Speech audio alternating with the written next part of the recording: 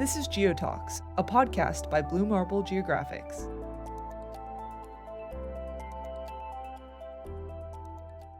In this episode of GEOTalks, we discuss the budding efforts to preserve Texas's bigtooth maple population.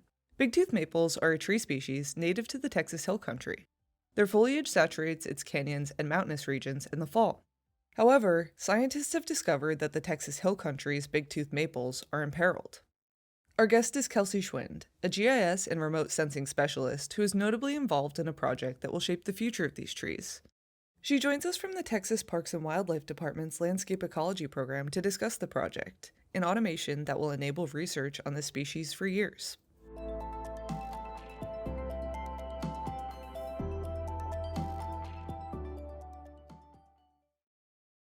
Welcome to GEOTalks, a monthly podcast where we share stories from professionals around the world using GIS technology to solve critical challenges. I'm Meg Scribner, and today I'm joined by a special guest host, Global Mapper Product Manager Mackenzie Mills. Welcome to the show, Mackenzie. Hello, everyone, and hello, Meg and Kelsi. I'm Mackenzie, as Meg said, and I'm a product manager here at Blue Marble Geographics, and I'm really excited to be on this episode of the GeoTalks podcast. I've really enjoyed our previous few episodes, and I'm excited to introduce our guest, Kelsi, here, who's doing some great GIS work in Texas. Welcome to the podcast. How are you doing today, Kelsi? Hi, Mackenzie. Hi, Meg. I'm doing well. I'm really excited to be here with you today. Well, we are really excited to reconnect with you. I do remember I had just started working at Blue Marble when you won our Global Mapper Scholarship Award back in 2020, and I was really impressed by your work with Global Mapper and the GIS space then. So I'm excited to hear about what you've been up to and what you're doing now. Thank you. Yes, so right now I am working with the Texas Parks and Wildlife Department, and specifically I work in the Landscape Ecology program. I've been there about 2.5 years now, and I'm really enjoying it. That's fantastic. Yeah, I've been excited to have this conversation ever since we started learning about your work. How are things at the Texas Parks and Wildlife Department? They're going really well. I'm really enjoying the position. It allows me to use both GIS and remote sensing, which is more my formal background, but also to pair that with ecology, which is something I really enjoy. And I work with an awesome group of people. We have a pretty small program, but I think we each bring our own unique expertise all together for a common goal. So I'm always learning, always meeting new people and finding new interesting projects. And I'm really enjoying it. It sounds like you guys have a lot going on. And I bet our listeners would find the Landscape Ecology program from Texas Parks and Wildlife quite interesting, especially those who are interested in GIS and conservation.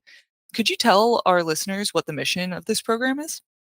So the Landscape Ecology program provides a really cool niche role within the agency. And ultimately, our job is to provide landscape level geospatial data for the agency to make data-driven conservation decisions. So we find this, of course, to be very important work, and it focuses more on the ecological side of things. So a lot of vegetation mapping, but a lot of this supports and goes into the efforts to conserve different wildlife species, as well as plant species. That's amazing. So what is your role in the Landscape Ecology program specifically? I am a GIS and remote sensing specialist within the program, and this has been a really exciting role. I've been able to work on what I enjoy, which are the longer term projects. So really starting a project and seeing it come together over the course of a year or two, and that's very, very rewarding. And I'm really enjoying it because it's so nice to have this position where my work is so applicable to, efforts that are actually being used and applications being used by the agency. That's super interesting. And what drew you to this project and working with the Texas Parks and Wildlife Landscape Ecology program?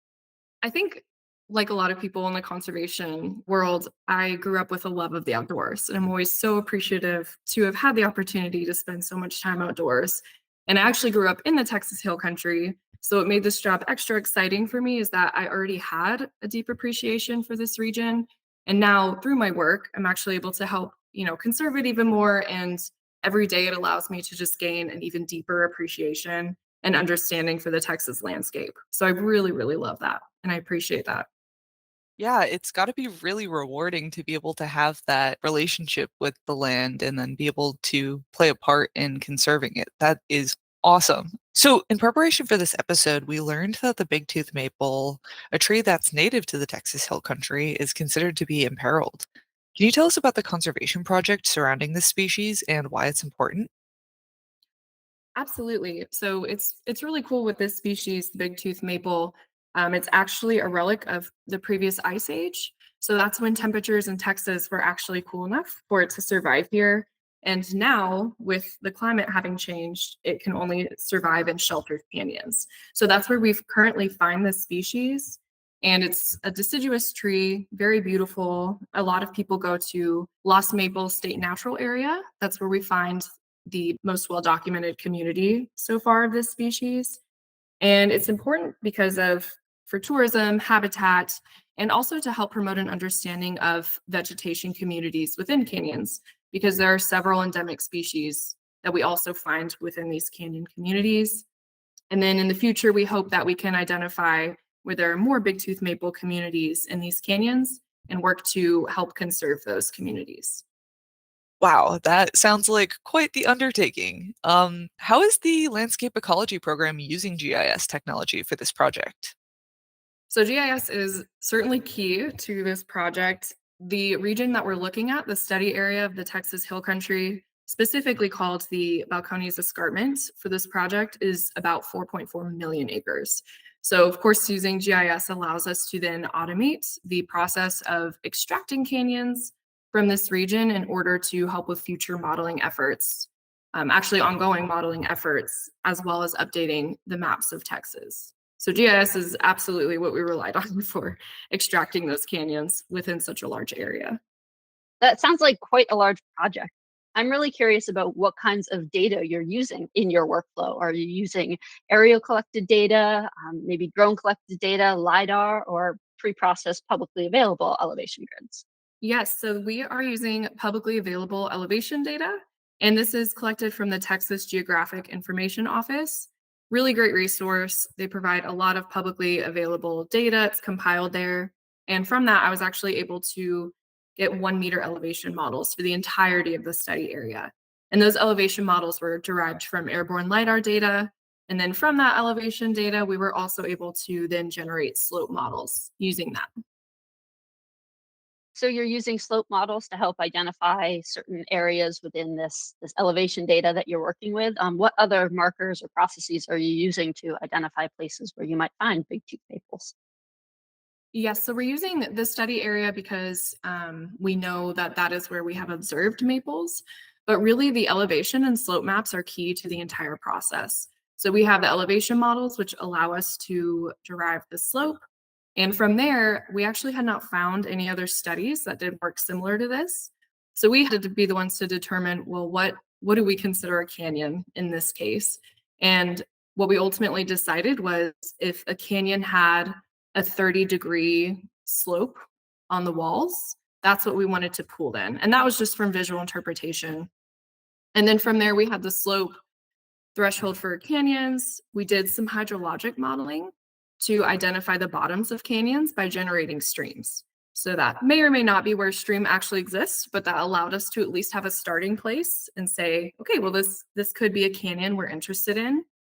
And then if the stream network or bottom of the canyon was within a certain buffer distance of that slope threshold and it met that slope threshold, we said, okay, this is a canyon of interest. And then from there, we were actually able to use those elevation models in conjunction with a machine vision tool.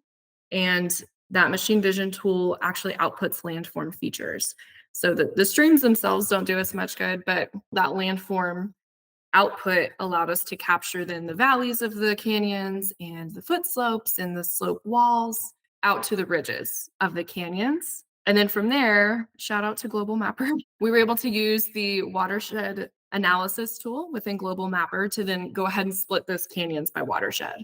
So at the end of the project, those were all the tools and steps essentially in order to create individual canyons from that data. But also a big motivation for finding these canyons is also to update our land cover classification to also generate a couple new classes so that within the Texas Hill Country, we would also have different landform classes such as, hopefully Bigtooth Maple Mesic Canyon and deciduous Mesic Canyon. So we're hoping that the canyons also we can incorporate into those mapping systems. And while we did that right now, because of the maples within the Balcones Escarpment or Texas Hill Country, we also will apply those to other regions of the state as well that have canyons in the future. That sounds like quite a complex and interesting process using a lot of different GIS tools and processes. Are you doing a lot of this work manually, or are you doing some type of automation to optimize efficiency there? Really, the only thing that was manually done was just looking over the study area and trying to determine what that slope threshold would be for the canyons. And then from there, we were able to then automate these tools in order to perform the hydrologic modeling for the stream networks, and then continue to buffer and capture all those landform features, and then finally split everything. So fortunately, this was able to be done automatically. Yeah, the automation is great for being able to make things more efficient. But it sounds like you guys have designed a great pipeline for, taking your source data and putting it into what you need as a result. What are the next steps for this data? Where is this data going? Is it being used in the field or by other, agencies? Yes. So right now we are currently working on, I have a colleague, our lead ecologist. She is working on using these canyon polygons as well as current observations of bigtooth maples we have and other factors we know are important in determining where they are, such as minimum, maximum elevation, slope, different factors, as well as different vegetation communities present in order to then create a model where we're trying to predict where bigtooth maples are more likely to occur. So which of these canyons I've extracted are most likely to have these maples? And we will then send our botanist out and he will try to ground truth that and see if he can identify any of those species. We're needing to rely on our botanists for this. In the past, we've known people to try to use aerial imagery in order to identify canyons that way, but it was very difficult to distinguish maple trees versus other deciduous trees. So we're looking forward to sending our field botanist out there to see if he has any luck identifying any more maples. And that would be exciting if we could find some more communities out there. And in addition to that, the canyons will also be used to update land cover classification maps that our program provides for the state. That all sounds like really awesome and amazing work. It's great to see that GIS work that's done in the office being taken out into the field to aid in some of those conservation efforts, identifying populations of bigtooth maple trees. And I'm just curious, did you encounter any challenges while you were working on this project? Yes, I encountered a lot of challenges. I think the largest challenge just being I expected, I think, to find more in the literature. And looking at the canyons, I really tried my best to find a workflow that was already established for this and really didn't find much. I found one article from another country. I couldn't get in touch with the authors. And then I also found they digitized the Grand Canyon. So there was really not much to go off of. So I think one of the greatest challenges just being working through this for such a large area and developing that workflow, everything from, trying to establish how do we find a starting place for these canyons? And it took a lot of research and time just to develop, flow accumulation, hydrologic modeling, that allows us to do that. And then we had the stream network. It looked great. We were happy with this as a starting place for potential canyons. But from there, we really focused a lot on what's called a geomorphon tool. And that's where you can input an elevation model and it will output a raster of landform features. But before discovering that, that was really challenging because we were trying to figure out a method to go all the way up to the ridges of the canyons because that's what we needed. We need polygons of the whole canyon. So that was the greatest challenge. And then once we got the geomorphon tool, it's just a lot of data, 4.4 million acres and polygons. Multiple millions and millions of polygons. So data heavy. And then the greatest challenge, I think, just being developing that workflow from scratch, essentially. That's what we ultimately had to do. But it ended up being also a great benefit because we could really tailor it to our needs. And now that we have that workflow, we can use it in other portions of the state later on. That is amazing. And it sounds like you had a lot to work through, but starting from scratch on a project like that, I guess means that you're very thorough about things. So, Yeah, and it sounds like you are doing some great work, and starting from scratch was, what you needed to do, but it's important work that, as you said, can be applied to different areas of the state and probably in other states as well. So hopefully someone else can benefit from all that lift that you've done to create this workflow. Yes, I definitely encourage if anyone out there, any type of landform feature, in our case it was canyons, but if anyone needs that in any way, please reach out and I'm more than happy to share the steps we took and the tools we used, and that would be great. I'd love to collaborate based on that. You also mentioned working on a project updating land cover maps as new data becomes available. Can you tell us a little bit more about that project? Yes, so perhaps what our program is best known for actually is providing what's called the ecological mapping systems of Texas. So, really exciting work. This is a land cover classification map for the entire state. And Texas, being as large and diverse a landscape as it is, we have over 400 classes right now. So, that's been exciting work and trying to continue to improve classifications. And with that, what we do is we use Sentinel-2 imagery. So currently the map is 30-meter resolution, but we're working toward and have already updated part of it to 10 meters because we now have access to free Sentinel-2 imagery at 10-meter resolution. And how that works is that imagery is used to create image objects.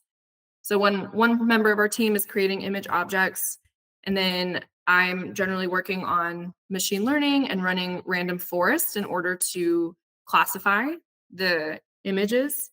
And from there, those two are used together to create a general land cover map.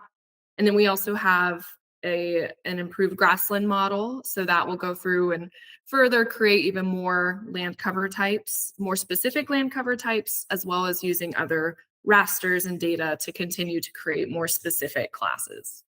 So within the diverse landscape of Texas that you mentioned, since we're talking about a tree project here as well, are you doing any sort of breakdown of different types of forests within that 400 class land cover mapping? Yes. So for each region of the state, we have different classes and we break those up into large, what we call ecoregions. So a large general area that has fairly similar characteristics and vegetation communities.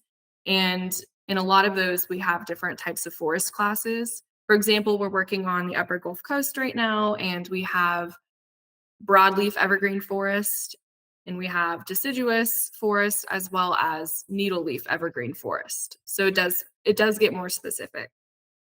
That's awesome. That's really cool because Texas is quite large. And for listeners who may not know, as you mentioned, does have quite a diverse land cover over its wide area.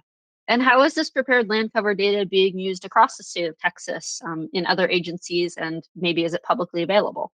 Yes, what's really exciting about this data is it's actually not only available to the agency, but anyone. So this is publicly available data. If anyone were to go to our website, you could download this data.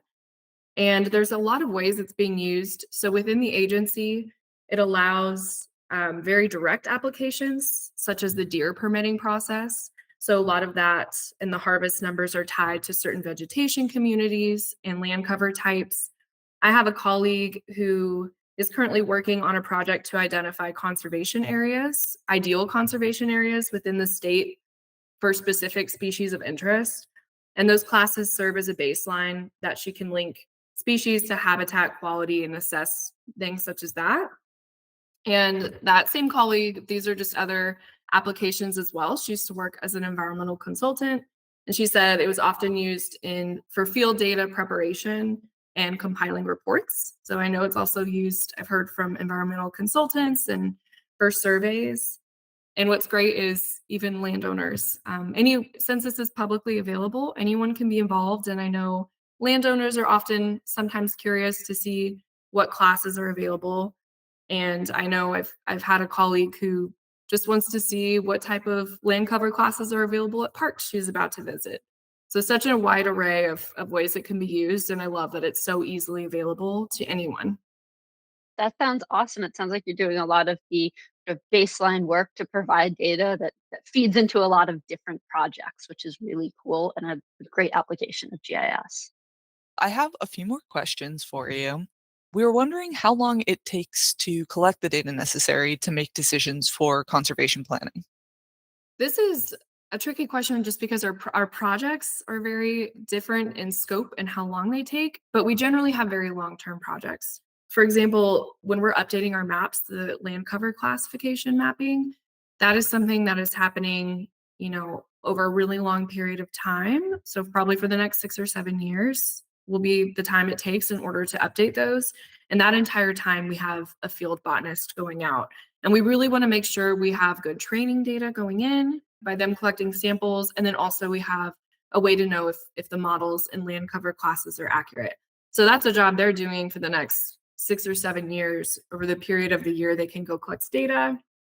Other projects, probably in the 3 to 5 year range. So for example, with the land cover classes, when we're working on generating those, the general grassland types will then go to a more detailed grassland model that a colleague of mine developed.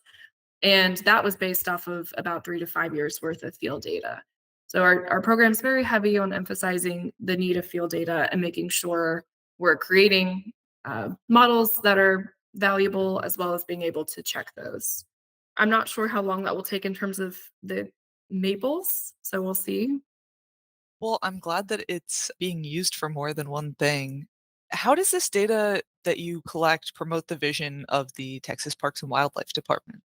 Well, I'll just go ahead and read off the Texas Parks and Wildlife mission or vision, and that is to manage and conserve the natural and cultural resources of Texas and to provide hunting, fishing, and recreational opportunities for the enjoyment of present and future generations. And I would like to think that we play a very important role of conserving the natural resources of Texas. So Texas Parks and Wildlife as an agency has a lot to consider when making conservation decisions, but we really would like to think we play a large role in the data-driven science aspect of that. Well, I feel like that's the perfect place to wrap up our conversation. Thank you for joining us on the show, Kelsi. It was great to hear all about the work that you're doing and the projects that you're working on. Are there any ways our listeners can get involved in the efforts or learn more about the Texas Parks and Wildlife Landscape Ecology Program? Yes, they could definitely go look at our website. So I really encourage anybody who's interested to look up Landscape Ecology Program, Texas Parks and Wildlife Department, and browse that.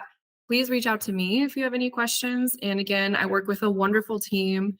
A lot of them, have expertise in more the ecology side of things, and each have their own set of models they're working on, and just such interesting, great work. So please let me know if you have questions on that, and I'm happy to reach out to them as well.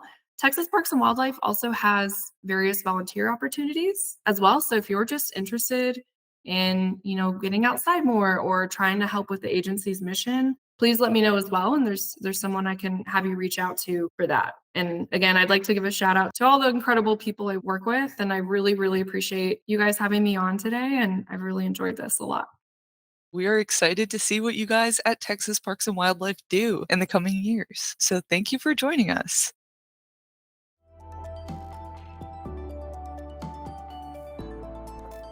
If you enjoyed learning about Kelsi's amazing work with the Texas Parks and Wildlife Department and Landscape Ecology Program, it doesn't end here. Their comprehensive approach to conservation excites us about what the future holds for them. We encourage you to check out all of the department's programs, volunteer opportunities, and other initiatives, especially our listeners living in Texas. Thank you!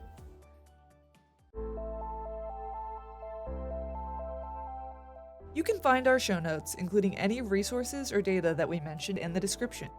If you enjoyed listening, subscribe to our podcast and turn on notifications so you don't miss any episodes.